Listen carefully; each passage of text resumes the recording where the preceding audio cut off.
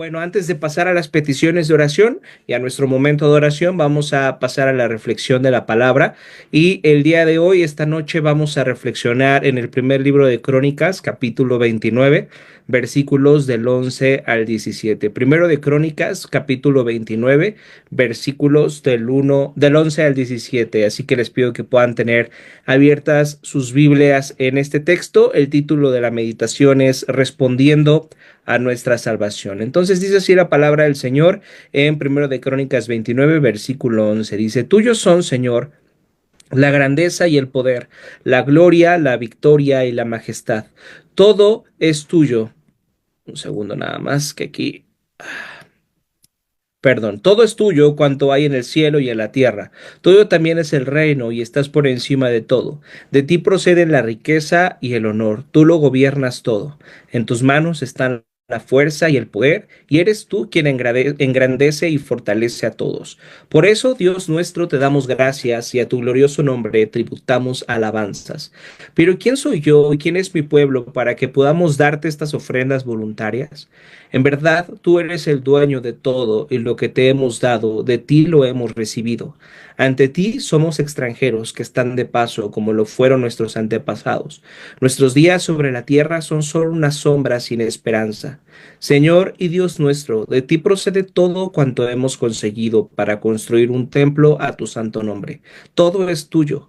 Yo sé, mi Dios, que tú pruebas los corazones y amas la rectitud. Por eso, con honestidad, te he ofrecido voluntariamente todas estas cosas y he visto con júbilo que tu pueblo aquí presente te ha traído sus ofrendas. Entonces, el contexto del pasaje que acabamos de leer es el rey David se encontraba levantando fondos para la construcción del templo. Entonces, para David esto era algo muy importante porque se dio cuenta de que él vivía en un palacio con todas las comodidades y eso hizo que le doliera su corazón cuando se asomó desde su palacio y vio que el arca del pacto, donde la presencia de Dios se manifestaba, el famoso Shekinah, se encontraba en una tienda, se encontraba en un tabernáculo hecho de pieles de animales. Entonces, el rey David quería hacer una casa para Dios, más impresionante de lo que era su palacio, para que la presencia de Dios, su Shekinah, pudiera estar en un lugar digno, en lugar de esa tienda en la que había estado por varios años. Sin embargo, David no construiría ese templo. Todos sabemos a lo largo de la historia que quien construiría el templo, iba a ser su hijo Salomón. Entonces David se encontraba levantando fondos para la construcción de este templo con la ayuda de las ofrendas del pueblo. Y en este capítulo 29 vemos que el pueblo responde con mucha generosidad a este llamado de David a dar sus diezmos, sus ofrendas para el templo, y el pueblo da además, da todo lo necesario, y al ver la respuesta del pueblo, David alaba a Dios. Fíjense lo que dice en el versículo 11. Esto es después de que David se da cuenta de que las personas están siendo generosas y están llevando sus ofrendas para la construcción del templo. Dice el versículo 11: Tuyos son, Señor, la grandeza y el poder, la gloria, la victoria y la majestad. Tuyo es todo cuanto hay en el cielo y en la tierra. Tuyo también es el reino y estás por encima de todo. De ti proceden la riqueza y el honor. Tú lo gobiernas todo. En tus manos están la fuerza y el poder, y eres tú quien engrandece y fortalece a todos. En estos versículos podemos ver que el rey David está reconociendo algo muy importante que tú y yo todos tenemos que recordar. David está reconociendo que Dios es el dueño de todo lo que hay y Él provee todo lo que tú y yo tenemos. También reconoce que gracias al cuidado y la bondad de Dios, Él nos provee de todo lo que necesitamos porque todo es suyo. Y al poder reconocer todo esto, David llega a una conclusión y se hace la siguiente pregunta. Vean lo que dice el versículo 14. Pero ¿quién soy yo y quién es mi pueblo para que podamos darte estas ofrendas voluntarias? En verdad, tú eres el dueño de todo lo que y todo lo que te hemos dado, de ti lo hemos recibido. Esto que está diciendo David es muy importante porque si alguien merecía todo lo que tenía, ese era el rey David. Él fue una persona trabajadora, él fue una persona valiente, también fue humilde, ganó miles de batallas y llegó a ser de la nación de Israel una de las naciones más poderosas del mundo. Y al ver la vida de David puedes pensar de esta manera, que él merecía todo lo que tenía. Sin embargo, cuando vemos a David haciendo esta pregunta, podemos darnos cuenta de que él pensaba de una manera muy diferente. David comprendía que todo lo que él tenía provenía de Dios. No solamente su riqueza, sino también todas y cada una de las habilidades que poseía. Sabía que si era inteligente, era gracias a Dios. Sabía que si era valiente, también era gracias a Dios. David entendía perfectamente que todas las cualidades que tenía no las había obtenido por solamente por haber nacido, sino porque en la misericordia de Dios, David tuvo el privilegio de ser quien era. Y el día de hoy tú puedes seguir cayendo en el autoengaño y llenarte de vanidad al creer que todo lo que posees es fruto exclusivo de tu propio esfuerzo y dedicación. Sin embargo, la realidad es mucho más compleja. Sí te has esforzado, sí te has dedicado, pero la verdad es que también has tenido el privilegio de nacer en medio de una familia que te ha apoyado. Has tenido el privilegio de acceder a una buena educación. Incluso has tenido el privilegio de tener la inteligencia que tienes, la inteligencia que tú posees, que te ha llevado a pensar en todas las estrategias que has hecho en tu negocio o a hacer bien tu trabajo, toda esa inteligencia que tienes o a tener buenas calificaciones de la universidad y por eso tener una buena carrera el día de hoy, toda esa inteligencia que posees también es un regalo de Dios. Así lo entendía David cuando dijo en su oración, en verdad tú eres el dueño de todo y lo que te hemos dado, de ti lo hemos recibido. Señor, esta ofrenda que el pueblo y yo traemos ni siquiera es una ofrenda, sino que te estamos dando de lo que es tuyo, te estamos dando de lo que tú nos diste primero a nosotros. Qué forma tan interesante de ver la vida de parte del rey David, qué forma de ver que todo lo que tenemos es del Señor. ¿Realmente pensamos eso? ¿Realmente tú y yo pensamos eso todo el tiempo? ¿Que todo lo que tenemos es un regalo de parte de Dios? ¿Que no nos pertenece a nosotros, sino al Señor? Y que Él en su amor nos da aún muchísimo más de lo que necesitamos.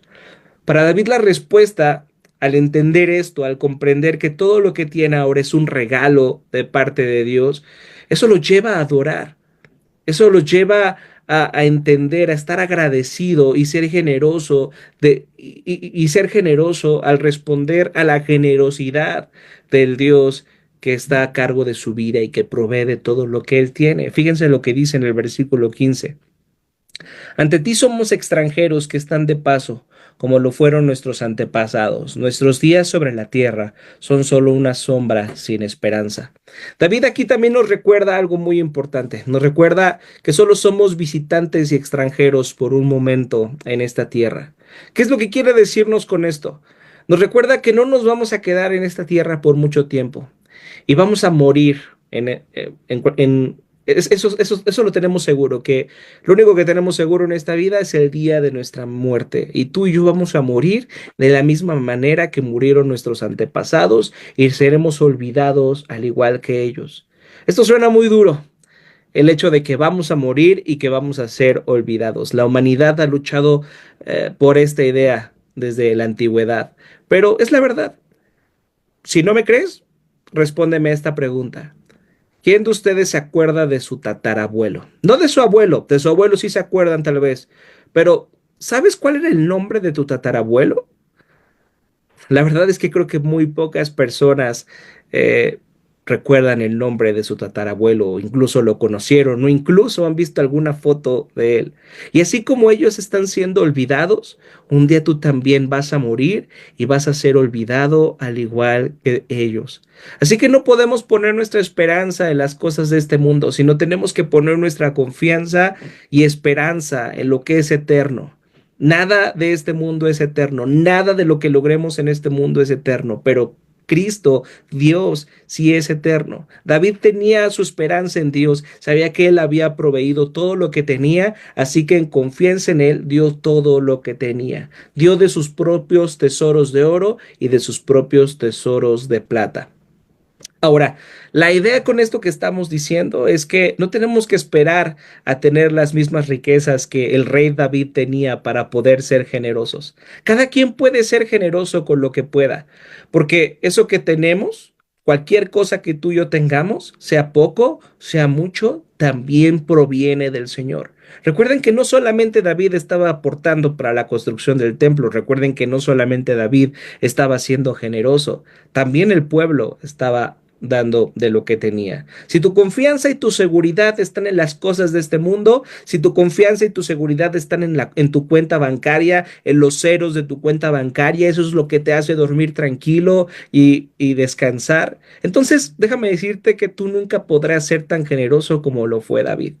Pero si se dan cuenta, David no dio de todo su tesoro para poder ser aceptado por Dios o para que Dios le diera más riqueza y lo bendijera más. No, eso no fue lo que motivó a David a ser generoso. Lo que motivó a David de dar lo que tenía y aún más es entender cómo Dios había sido generoso primero con ellos, que todo lo que tenía le pertenecía a Dios y Dios le había dado de todo eso, el entender su gracia, el entender su generosidad, el entender su provisión, fue lo que motivó a David a ser generoso y también motivó el pueblo a hacerlo. Esta generosidad que vemos en el rey David y esta generosidad que vemos en el pueblo de Israel, que lleva a David a adorar a Dios, es una respuesta motivada por la gratitud. ¿Cómo estás respondiendo a la salvación que Cristo te ha dado el día de hoy? Tenemos que hacernos esa pregunta. Fíjense lo que dice el versículo 16. Señor y Dios nuestro, de ti procede todo cuanto hemos conseguido para construir un templo a tu santo nombre. Todo es tuyo. ¿Qué es lo que quería construir finalmente David? ¿Para qué estaba levantando estos fondos el rey David? Ya lo dijimos hace un momento. Lo que él quería construir era un templo. ¿Y qué es un templo? ¿Para qué servía un templo? El templo, ese es el lugar donde los israelitas presentaban sus ofrendas por el pecado ante los sacerdotes. También era donde la presencia de Dios descendía para reunirse con su pueblo. El templo era ese lugar donde el cielo y la tierra se unían. Así que el templo representaba un puente entre Dios y su pueblo. Pero por más que los israelitas presentaran sacrificios, ellos no podían llegar a ser tan dignos como para volver a habitar con Dios de la misma forma que lo hicieron nuestros antepasados, Adán y Eva. Entonces la pregunta que tenemos que hacernos es, ¿cómo es que podemos ser reconciliados con Dios? ¿Cómo es que podemos ser dignos de nuevo de estar ante Él? ¿A través de portarnos bien? ¿A través de echarle ganas? ¿A través de dar nuestros diezmos y nuestras ofrendas? ¿Esa es la forma en la que podemos estar reconciliados con Dios? No. Todos los días nos damos cuenta de que por más que le echemos ganas, todo lo que hagamos será insuficiente para estar delante de Dios. Y aunque ese texto, tal vez esta reflexión podría parecer como una forma de animarlos a dar sus diezmos y sus ofrendas, esto, el dar los diezmos y las ofrendas, no es lo que nos pone en una buena relación con Dios. Vean a David, él está siendo generoso, el pueblo está siendo generoso al ver en respuesta a la generosidad de Dios. Nosotros no necesitamos reconstruir el templo de Jerusalén. Necesitamos de alguien a quien Dios identificó desde el cielo y dijo, este es mi hijo amado en quien me complazco. Necesitamos de alguien que no solo construya un templo, sino que sea el templo. Necesitamos de alguien que diga, destruyan este templo y 3 días lo levantaré y cuyo cuerpo sea el templo. ¿Quién es digno de cumplir con todo esto? Cristo. Cristo no vino a construir el templo, Él vino a hacer el templo. Así que ya no hay más templos que construir, sino lo que tenemos es una casa espiritual que se construye a través de la iglesia, donde tenemos una cabeza que es Cristo, y la iglesia es su cuerpo, y los cristianos deberíamos de vivir bajo su señorío. Y ya no vamos a lugares en específico para adorar al Señor como era el templo de Israel, porque entendemos que donde 2 o 3 estén reunidos en el nombre de Cristo, ahí está la presencia espiritual de Jesús en medio de nosotros. Y Dios ya no nos pide construir más templos. Imaginen una persona religiosa acercándose a los discípulos de Jesús después de su resurrección, preguntándoles, ustedes son una nueva religión, ¿cierto? Y los discípulos responderían, pues algo así. Y el religioso les habría preguntado, ¿dónde está su templo? Y entonces los discípulos de Jesús responderían, no tenemos templo, Cristo es nuestro templo. Y el religioso diría, eso es muy extraño, entonces, ¿dónde trabajan sus sacerdotes? Y los cristianos responderían, bueno, lo que pasa es que no tenemos sacerdotes, nuestro sacerdote es Cristo. Y ahí el religioso estaría aún más confundido y diría, espera un momento, si no tienen un templo ni sacerdotes, entonces, ¿cómo presentan sus sacrificios? A lo que los cristianos responderían, no necesitamos presentar sacrificios, porque Cristo, nuestro Salvador, es nuestro perfecto y último sacrificio. Él es el Cordero que quita el pecado del mundo. Él es nuestro sacrificio, nuestro sacerdote, y Él es nuestro templo.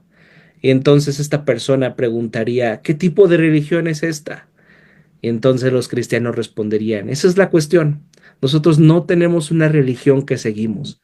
Nosotros tenemos a una persona que seguimos y esa persona es Cristo Jesús. Las religiones del mundo te van a decir, vive de esta manera y serás aceptado. Pero Cristo, nuestro Señor Jesucristo, con su evangelio viene y nos dice, yo ya hice todo esto por ti para que seas aceptado. Y ahora tú puedes vivir una vida llena de gratitud en respuesta a lo que he hecho por ti. Ahora tú puedes vivir de una manera siendo generoso en respuesta a que yo entregué a mi hijo y él entregó todo lo que era para beneficiarte a ti. Ahora tú también puedes vivir siendo generoso con los demás, no pensando en cómo solamente te beneficias a ti, sino puedes pensar en cómo beneficias a otros. Pensando en eso, David continúa orando así en el versículo 17. Yo sé, mi Dios, que tú pruebas los corazones y amas la rectitud. Por eso, con honestidad, te he ofrecido voluntariamente todas estas cosas y he visto con júbilo que tu pueblo aquí presente te ha traído sus ofrendas.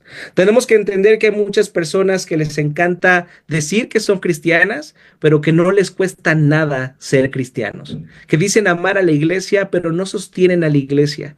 Que dicen amar a Cristo, pero no son generosos con los demás como Cristo lo ha sido con ellos. Si tú no entiendes que todo lo que tienes es gracias a Dios y de lo que Él recibes das a la iglesia y das para poder ser generoso con los demás, siempre vas a amar más tu dinero que a Dios. David pudo ser generoso al entregar todo lo que tenía para el templo porque había integridad en su corazón. ¿Cómo surge esta integridad en nuestros corazones? ¿Cómo es que podemos ofrendar como lo hizo David y en ese momento también el pueblo de Israel? Recordando la ofrenda que es sobre toda ofrenda. Y él no logró nuestra reconciliación con Dios cambiando su estilo de vida, sino perdiendo su vida. Cristo en la cruz pagó nuestra deuda espiritual para que podamos ser reconciliados con Dios. Él era rico y se hizo pobre para que a través de su pobreza tú y yo pudiéramos llegar a ser ricos. Solamente al darnos cuenta de que nuestros corazones no son tan generosos como lo era el corazón de David, como lo era en ese momento el pueblo de Israel, y que muchas veces tú y yo somos indiferentes a las necesidades de los demás, solo nos queda pedir perdón al Señor y pedirle que nos ayude a recordar todo lo que Él ha hecho para que podamos responder correctamente a su generosidad. Solamente podemos ser verdaderamente generosos al entender que Dios ya ha sido generoso con nosotros en Cristo y lo sigue siendo cada día, porque todo lo que tú y yo tenemos, nuestro salario, nuestro trabajo, nuestro hogar, nuestra inteligencia, cualquier cosa que tú y yo poseamos, es un regalo del Señor. Solo así podemos llegar a ser generosos. Así que hoy es una buena noche para orar de esta manera, recordando que todo lo que tenemos es suyo y de lo que recibimos le damos.